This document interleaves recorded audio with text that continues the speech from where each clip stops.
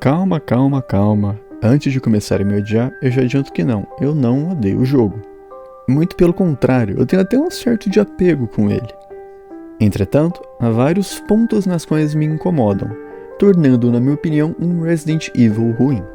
Um ótimo jogo, claro, porém, peca muito como Resident Evil. Mas como assim um Resident Evil ruim? Simples, vamos pegar para analisar os jogos clássicos. Não irei me aprofundar muito nisso, pois eu acabei falando bastante no vídeo passado, na qual eu recomendo vocês irem ver porque ficou muito bom. Mas, basicamente, os Resident Evil clássicos são todos survival horror, do 1 até o Code Verônica, o que é a essência da franquia em si. Ah, então você quer dizer que os que vieram depois são ruins? Sim, exatamente isso. São Resident Evil ruins, porém ótimos jogos. Menos você.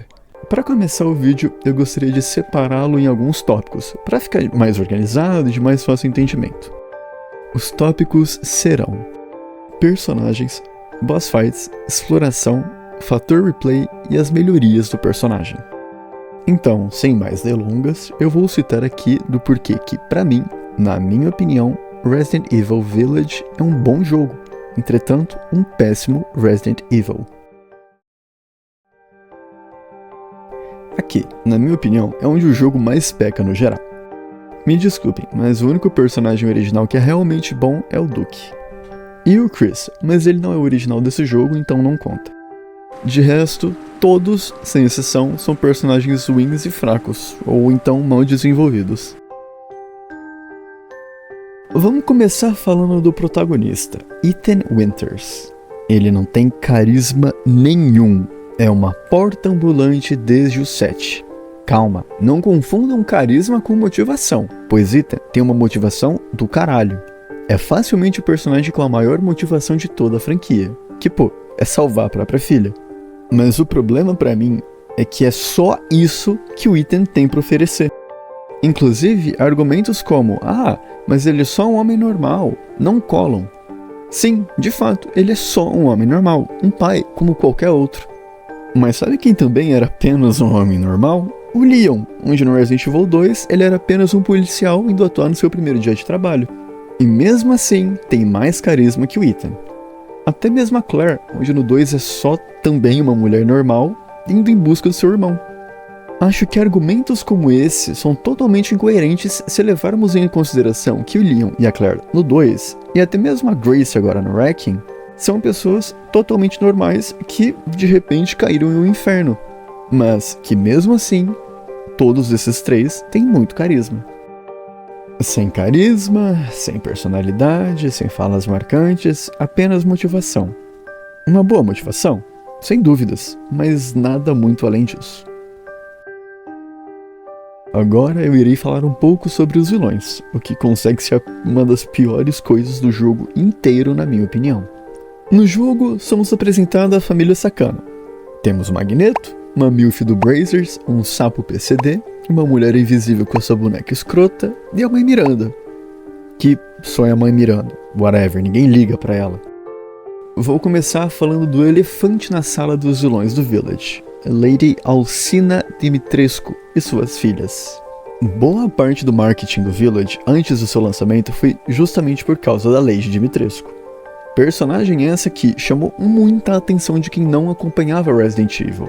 Afinal, ela é bonita, extremamente alta e com várias características físicas que são bem abundantes. E também suas filhas, que a única diferença na qual foi citada aqui é que elas são menores que a mãe delas. Beleza, mas qual é o problema com elas exatamente? Isso é bem simples.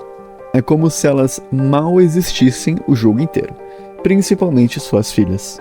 A Lady Dimitrescu fez com que esse jogo fosse hypado e muito. Todo mundo queria chegar na parte onde ela nos é apresentada. Mas aí beleza, chegamos no castelo, e aí? Ela aparece bastante, né? Né? Cara, não, de verdade. Quando eu tava escrevendo o roteiro desse vídeo, eu simplesmente não consegui formular o que eu vou dizer agora. Vocês têm noção que a Lady Dimitrescu não tem nem 10 minutos de tela? Fora a gameplay, o que também a gente já não encontra muito ela, não vemos essa mulher nem por 10 minutos. ela consegue ter menos tempo que o Vaz do Far Cry 3, que não aparece em porra nenhuma no jogo inteiro, mas ele pelo menos tem cenas marcantes. Ela é apresentada nos trailers, hypa todo mundo, não tem 10 minutos de tela, mal tem momentos de perseguição. Sim, era pra ela ser a perseguidora do jogo, inclusive. E ainda por cima tem a pior boss fight do jogo inteiro. De verdade, isso é muito triste, porque ela é uma puta personagem desperdiçada. E é foda, porque ela genuinamente é uma das melhores personagens daí. Tem sim bastante personalidade, mas toda essa parte do castelo, que diga-se de passagem é a melhor parte do jogo, foi extremamente rushada. Você jogando normal, passa dela em mais ou menos 1h30, no máximo. Agora indo falar um pouco sobre as filhas dela, porque também não tem muito o que falar. Somos apresentados a Bella, Cassandra e Daniela. Tá, mas e daí? Dane-se, elas aparecem menos ainda que a própria mãe delas e fica por isso mesmo. Você enfrenta elas como semi-bosses, que são só uns inimigos um pouco mais resistentes que o normal, e valeu. São completamente inúteis e esquecíveis. A única funcionalidade delas três é serem bonitas para chamar a atenção do jogador. Mal tem perseguição com elas e a gente já cai nas suas respectivas arenas de batalhas e a gente mata ela lá e valeu. Agora nós vamos para a Mulher Invisível, ou então Dona Beneviento, na qual a única coisa que nós conseguimos lembrar que tem relação com ela é a Residência Beneviento, onde temos a parte mais assustadora do jogo. Essa parte do geral, saindo um pouco do foco da personagem, é zero reclamações, sendo uma das melhores partes do jogo inteiro. Te deixa genuinamente apreensivo, com medo de prosseguir, pois estamos com a visão extremamente limitada, tendo apenas uma lanterna, e ainda tendo que fazer puzzles e etc. Que inclusive a gente é perseguido por esse feto gigante. No geral é uma parte muito legal, mas que infelizmente só te causa essa sensação na primeira jogada, na qual eu irei me aprofundar mais quando chegar no tópico do fator replay. Voltando a Dona Beneviento, ela consegue ser a personagem mais esquecível do jogo inteiro. Não tem nada pra falar dela basicamente. A única vez que nós encontramos ela é quando tem a reunião de família logo no começo do jogo e depois que a gente mata aquela boneca escrota dela.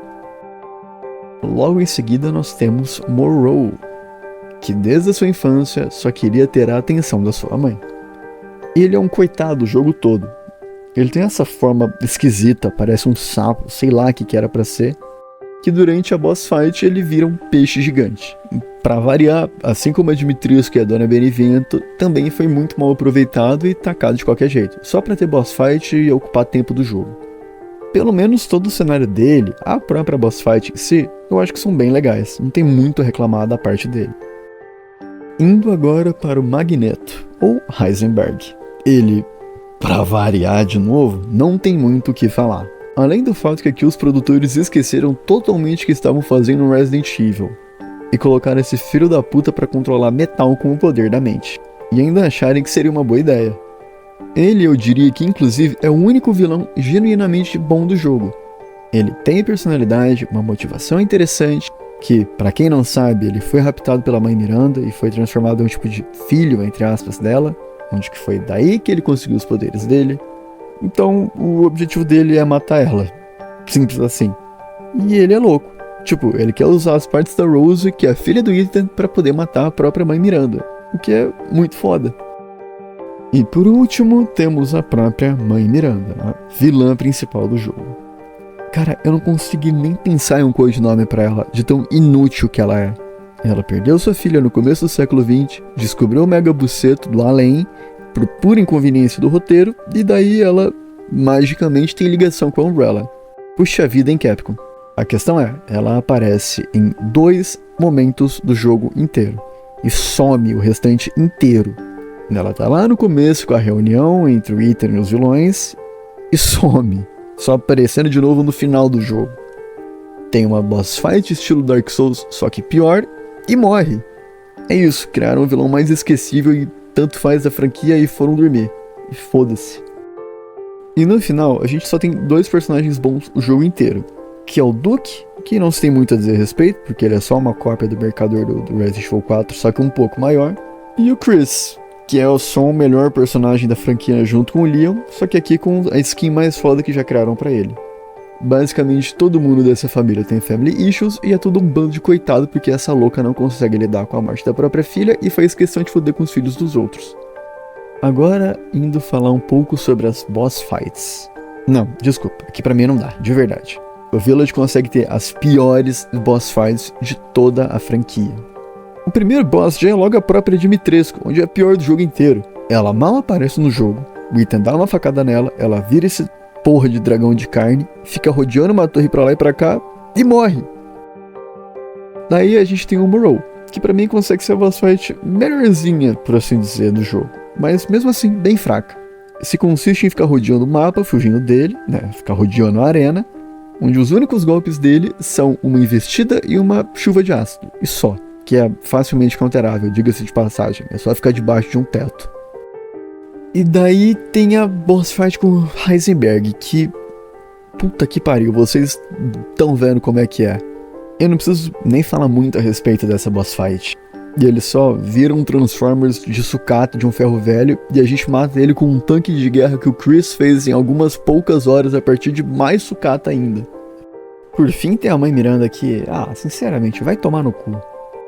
Eu acho também que vale a pena citar algumas menções honrosas, de mini-bosses, porque eles sim possuem uma luta legal. Como, por exemplo, os Varkolak, que são esses 3 cachorros gigantes que ficam espalhados em pontos e em momentos específicos do jogo. Que... bom, são isso daí.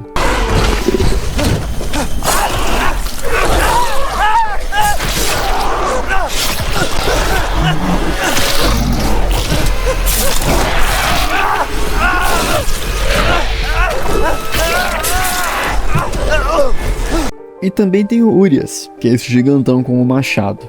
Nós encontramos 2 versões dele, uma na região do Benevento e o outro indo em direção à fábrica do Heisenberg.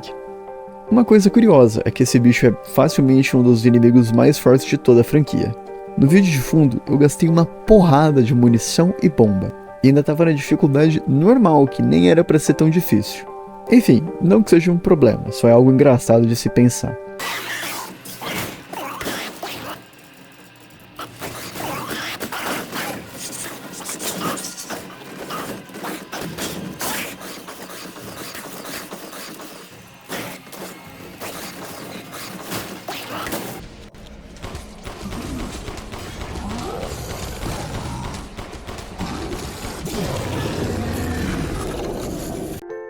Agora eu irei me aprofundar um pouco no tópico da exploração. E por incrível que pareça, a exploração consegue ser um dos maiores acertos do jogo. Todos os cenários são muito interessantes. A vila é muito bonita e satisfatória de explorar, tanto antes quanto depois do castelo. O próprio castelo é o lugar mais bonito do jogo inteiro, mas que infelizmente é também um dos mais rápidos. Cara, de verdade, isso me chateia muito. Os produtores claramente fizeram um copia, mas não faz igual, só que mal feito do 4. Que inclusive o castelo de lá, onde você demora um bom tempo e é uma das áreas mais legais, no Village você só pega 4 máscaras, tipo 15 minutos de intervalo de uma da outra, mata a Dimitrescu e vai embora. É ridículo de rápido. Mas pelo menos lá acaba sendo bem legal, muito bonito e muito divertido de explorar. Do começo ao fim, tirando a parte da fábrica, onde, me desculpa, é confuso pra cacete, muito mal feito, é extremamente satisfatória a exploração. Pelo menos aqui eles acertaram em cheio. Agora, indo falar um pouco sobre o fator replay. O fator replay é uma das adições mais legais do Resident Evil. No 3 clássico, por exemplo, onde a gente é atacado no meio de Raccoon City, a gente pode acabar indo para vários lugares diferentes. Se formos, por exemplo, para o restaurante primeiro, nós podemos encontrar pela primeira vez o Carlos e o Nemesis com uma cutscene diferente de como seria se a gente fosse no edifício do jornal primeiro. Ou então, até mesmo pegar uma arma aleatória, dependendo do local que a gente vai. Tem até escolhas que a gente pode fazer ao decorrer do jogo, que se for a escolha A, a gente vai ter um cenário, se for a escolha B, um outro cenário, vai ter inimigos diferentes, situações totalmente diferentes. O 4, então, que tem uma puta variedade de armas gigantesca, mudando totalmente o estilo de gameplay. E em todo Resident Evil, nós também podemos pegar uma munição infinita, quebrando totalmente o jogo para deixar ainda mais divertido. E o Village também tem isso. A gente pode usar as armas do Chris, armas infinitas e até um fucking sabre de luz, pô. Mas é aí que vem o problema. A gameplay vai ser diferente? Vai. Vai ser divertida? Também vai. Mas tem um porém. O começo do jogo, quando a gente joga pela primeira vez, tem um ritmo bacana e tal, a gente gosta, se envolve. Porém, da segunda, da terceira, e conforme você vai jogando só vai piorando, esse começo do jogo é extremamente arrastado. Assim como eu citei anteriormente no vídeo, lá na Residência Benevento é a mesma coisa. Na primeira vez que a gente joga é uma área muito legal, pô, o puzzle é bacana, dá um medo, dá uma tensão, mas depois você só quer fazer aquilo o mais rápido possível porque fica extremamente entediante, você só queria ter a opção de pular aquilo e nunca mais jogar. E eu não vou nem então citar a fábrica, que pra mim consegue ser a pior parte do jogo inteiro. Agora nós viremos para o tópico das melhorias do personagem. Bom, a mecânica de melhorias de armas, de comprar, vender e etc. foi implementada lá no 4. E desde já, conforme a gente ia comprando armas novas com o mercador, cada arma tinha sua característica única. Mas como assim? Bom, eu vou citar o exemplo das pistolas e das 12 porque é bem fácil de entender. Bom, começando com a primeira pistola do jogo, a Handgun. Ela é focada exclusivamente no dano crítico, ou seja, dano na cabeça. E conforme a gente vai aprimorando ela e no final a gente pega o exclusivo dela, é muito fácil de dar dano crítico e matar um inimigo com 1 ou 2 tiros. Depois a gente pega a Punisher, que a característica especial da arma é o Collateral.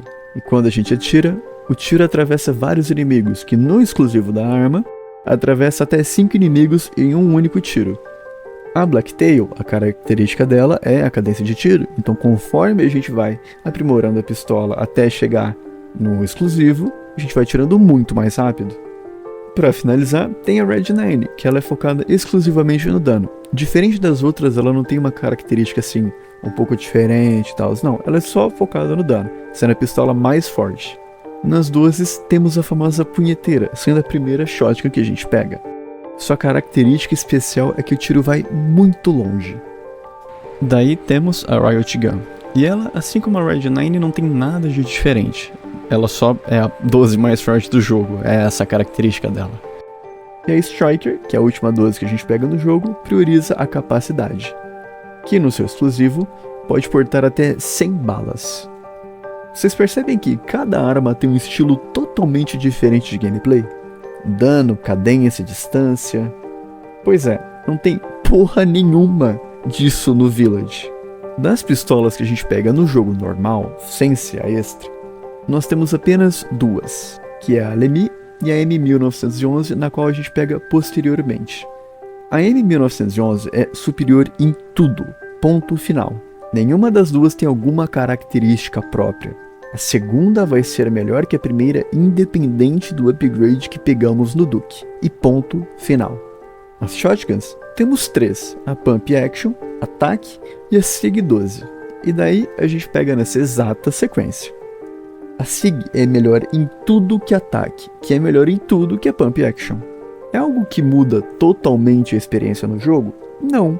Mas pô, era um detalhe, era um cuidado que, poxa, o jogo de 2005, que é Resident Evil 4, já tinha. Então, por que eles só não continuaram com isso no Village também, sendo que no 4 Remake também tem?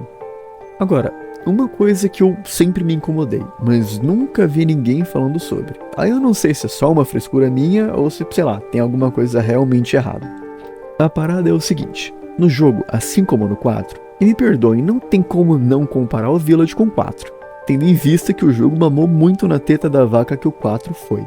Mas enfim, no 4 temos vários tesouros o jogo inteiro. E nós conseguimos, ao explorar de forma devida, muito dinheiro. E consequentemente nós conseguimos comprar várias armas e melhorá-las para deixá-las bem fortes.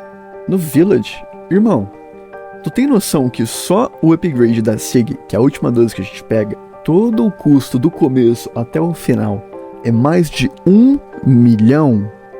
Tu mal pega isso durante o jogo inteiro. Só os tesouros, se considerarmos que é a primeira jogada de uma pessoa normal, você mal vai pegar 1 milhão de lei, que é a moeda do jogo. Mas se levar em consideração que você vai gastar upando sua maleta, vai gastar com receita de crafting, vai gastar com outras armas de upgrades, aonde que você vai conseguir 1 milhão só para poder upgradear toda uma arma ao máximo? Sem a gente ter que vender armas que já estão bem upadas. Se compararmos com Resident Evil 4, nós pegamos cerca de 1,5 milhão a 2 milhões de pesetas o jogo inteiro. Eu vou comparar a última dose do 4, que é a Striker, com a última dose do Village, que é a SIG. A SIG, como eu havia dito, ao todo a gente gasta por volta de 1 milhão de lei para poder upar ela no máximo. Upar todos os upgrades, o custo total 1 milhão. Com a Striker, a gente não gasta nem 400 mil. O custo dos equipamentos e upgrades desse jogo estão caros demais. E não só isso não, os tesouros também estão extremamente baratos. Coisa que, comparando com o 4, onde você conseguiria mais de 100 mil tranquilamente, no Village você consegue tipo 50, 60 mil. Mas também ainda falando da melhoria de personagem, tem uma coisa no Village que eu admito que eu gostei muito, que a gente não tem em nenhum outro Resident Evil, que são as receitas de comida. Conforme vamos percorrendo o mapa, tem vários locais que são um pouco escondidos que se tem animais lá. Galinhas, porcos, cabras, peixes que, ao matar, podemos coletar sua carne. E com uma quantidade exata, e dependendo da carne, a gente consegue fazer uma refeição lá no Duke, que nos concede um upgrade que aumenta algum atributo nosso para sempre durante o game. No geral, Resident Evil Village é um jogo ruim, longe de ser. Mas como um Resident Evil, se compararmos com os anteriores, até com os que vieram depois, como o remake do 4 ou Wrecking, ele fica extremamente atrás. Eles nem esconderam que se inspiraram no Resident Evil 4, mas conseguiram fazer de uma forma muito inferior. Pelo menos tem uma coisa que eu sou muito grato a esse jogo. Com o Village, se foi encerrada a história da família Winters. Agora eu posso ficar tranquilo sabendo que eu provavelmente nunca mais vou precisar ver a porra da Rose Winters novamente.